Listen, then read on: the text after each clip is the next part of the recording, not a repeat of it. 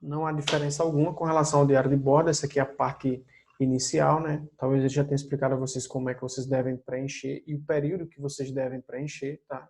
Nome, turno, turma. No caso da noite só existem as turmas 1 e 2, tá? Deixa eu só tirar aqui a anotação que já fizeram aqui. Ó,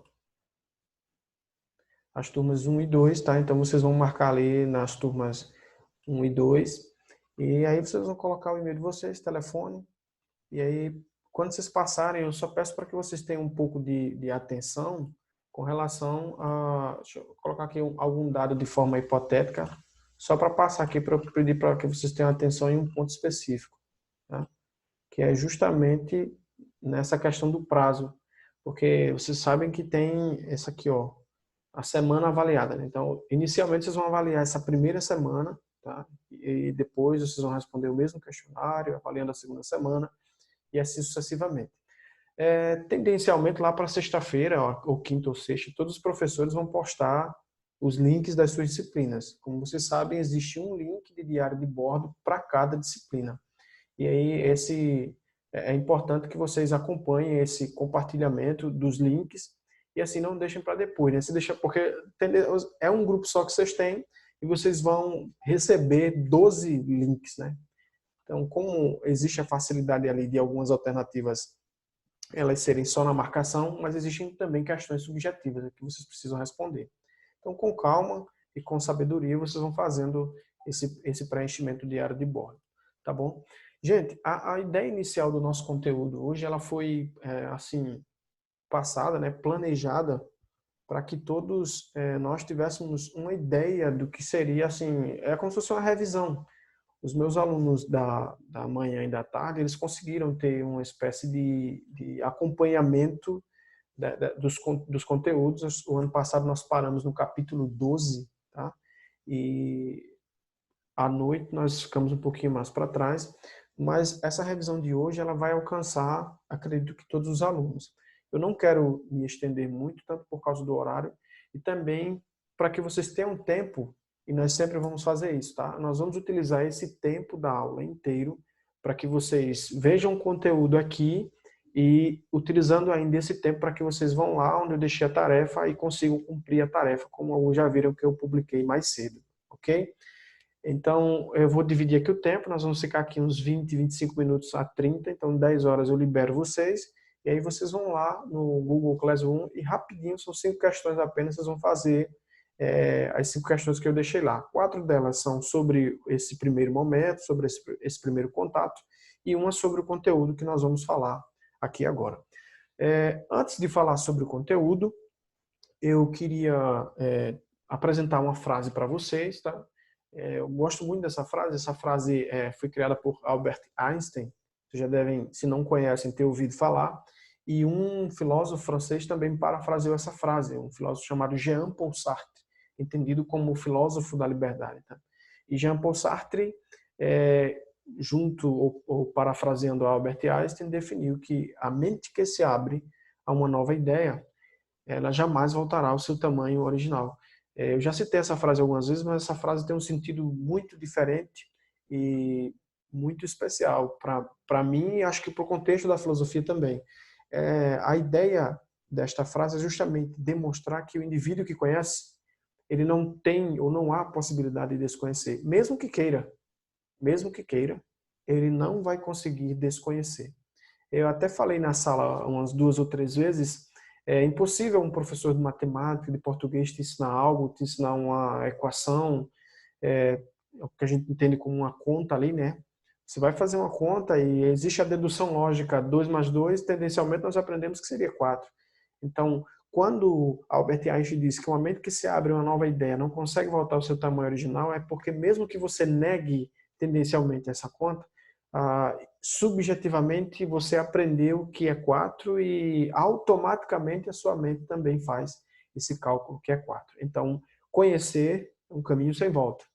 Então, desconhecer nesse contexto não seria possível, tá?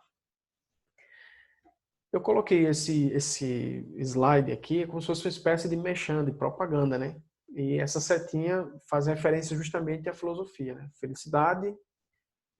A felicidade é um dos grandes caminhos da filosofia. Uma prova disso é que o capítulo 1º fala sobre isso. Tá?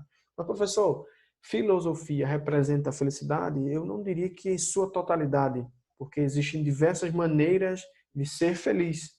E se você, nesse contexto, se você não fosse um filósofo, ou você não sendo filósofo, da forma como eu trago a questão, você não seria feliz.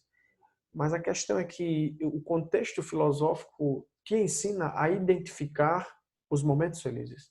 Nós não somos, talvez não sejamos a felicidade, mas sabemos identificar o momento da felicidade. E o capítulo 1º ele traz justamente isso, tá? Hoje nós vamos revisar apenas esses 4 aqui. O capítulo 1º do livro didático que vocês têm, ele traz justamente essa ideia da busca da felicidade. E eu trago o contraponto de felicidade, alegria e tristeza. Vivemos dias felizes. Ah, pessoal, só um detalhe. Se alguém tiver alguma dúvida, não vamos deixar para o fim, tá? Pode ligar o microfone aí, perguntar ou intervir sem problema algum, tá bom? Nós vivemos dias alegres, mas não vivemos dias felizes. Muitas pessoas confundem a felicidade com a alegria. E há uma pequena diferença, né? Professor, é como se na nossa cabeça só existissem 2 pontos. Felicidade e tristeza. Se eu não estou feliz, tendencialmente estou triste. E se eu não estou triste, tendencialmente estarei feliz. Mas vejamos, há dias que nós não estamos felizes, mas também não estamos tristes. E isso é uma prova, uma ideia de que existe um meio termo. E nesta concepção, o meio termo seria a alegria. Tendencialmente, nós vivemos dias alegres, mas não são dias felizes.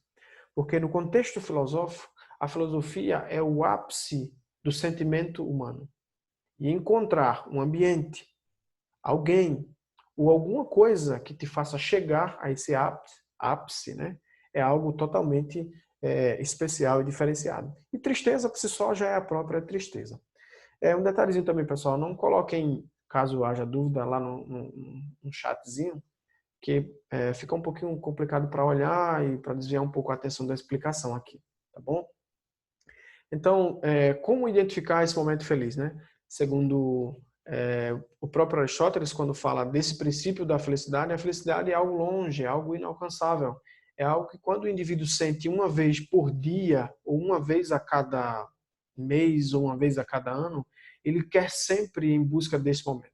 Uma prova disso é que, por exemplo, eu tenho a compreensão de que diversos indivíduos têm a necessidade de uma completude espiritual. Alguns indivíduos nascem com aquele vazio em si. Já depois de formados, eu sinto que existe um vazio enorme dentro de mim, eu preciso encontrar esse lugar. Muitos desses indivíduos encontram essa completude do espírito, por exemplo, na igreja.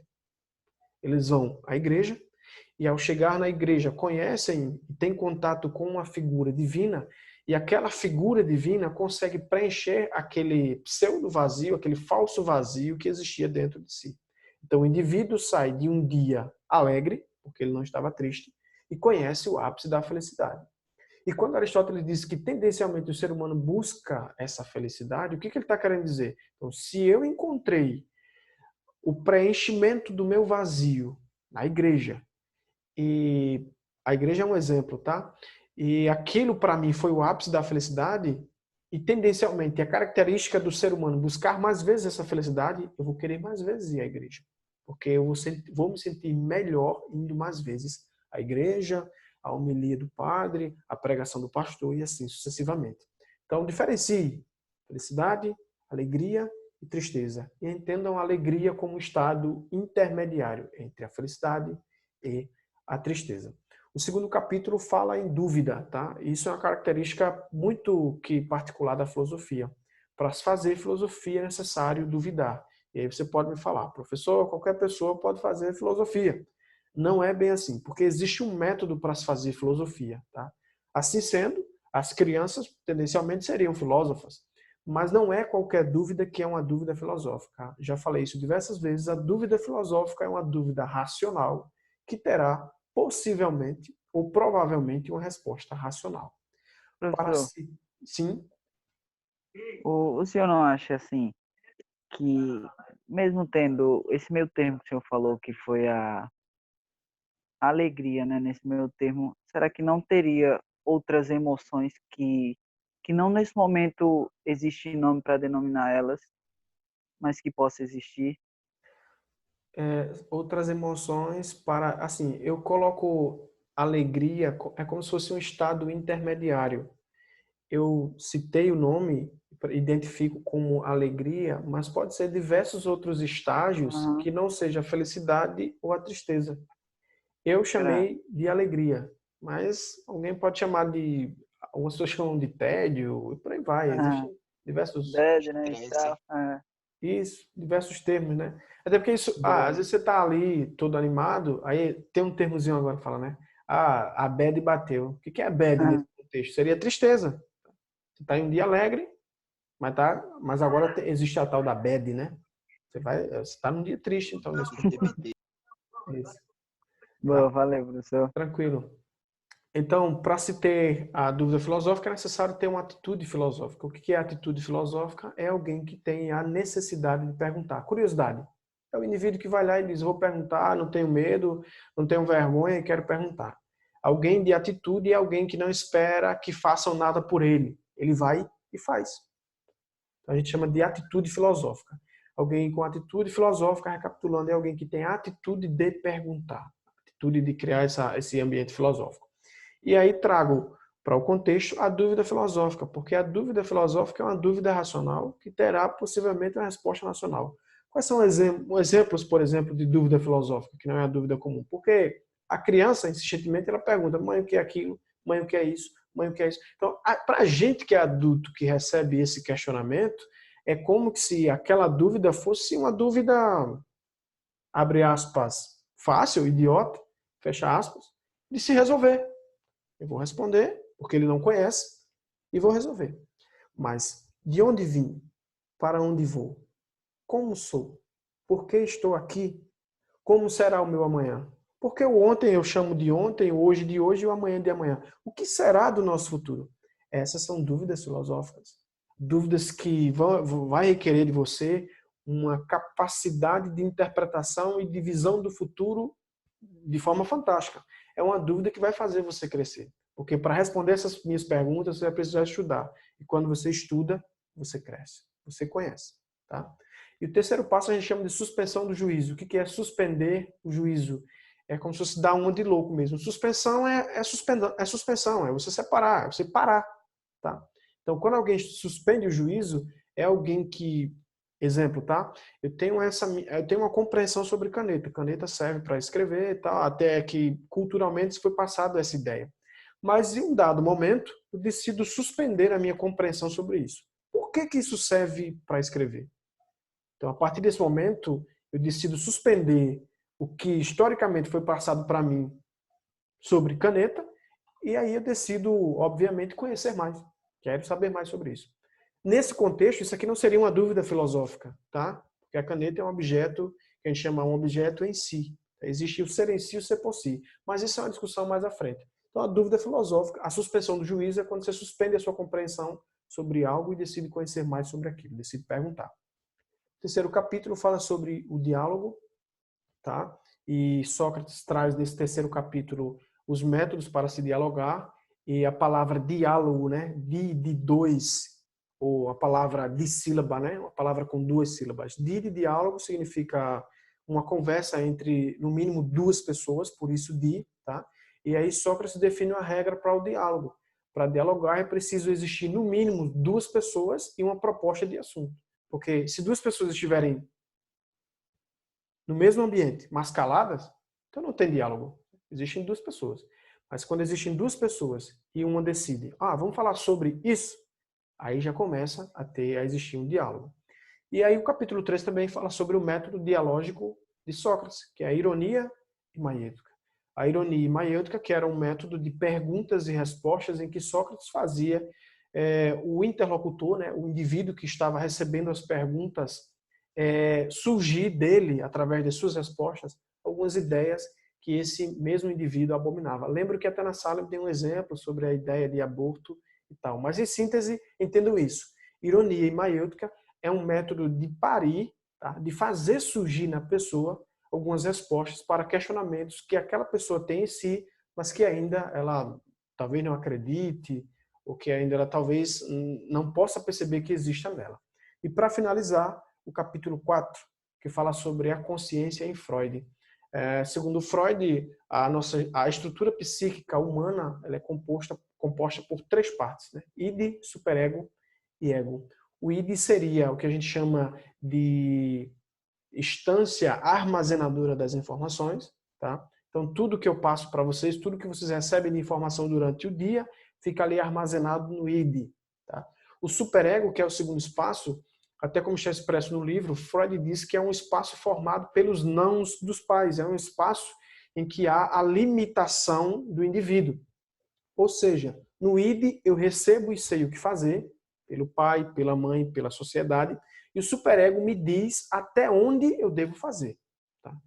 E o ego, professor, o que é? O ego é a instância consciente que resolve os conflitos do id e do superego. Então, vejam só, se o id é o espaço que me diz o que devo fazer, se o superego é o espaço que limita a minha ação, então, notadamente, diariamente, eu tenho um conflito. Faço ou não faço? Faço ou não faço? Então, quem define esse conflito é o ego, tá? O ego é quem vai definir os possíveis conflitos do id e do superego. Isso, na prática, seria mais ou menos assim. Eu agora, por exemplo, peço a vocês para vocês escreverem, anotarem alguma coisa sobre o que eu estou falando. E aí o id armazena essa informação de vocês. Essa minha informação, tá? Que eu passei. E aí vocês vão pensar. A mente de vocês automaticamente vai pensar. Eu preciso armazenar porque eu terei facilidade na compreensão do conteúdo, tal. Mas o superego diz assim, eu estou com preguiça. Não quero escrever, não tenho caneta aqui perto, não vou pegar, não vou escrever, depois eu assisto a aula. E aí vai começar o conflito, né? O id vai dizer, escreva que vai ser melhor, porque você vai ter mais facilidade, e o superego vai dizer, não, porque eu estou com preguiça. Quem vai definir esse conflito? O ego é quem define o conflito. O ego a gente chama de instância consciente, ok?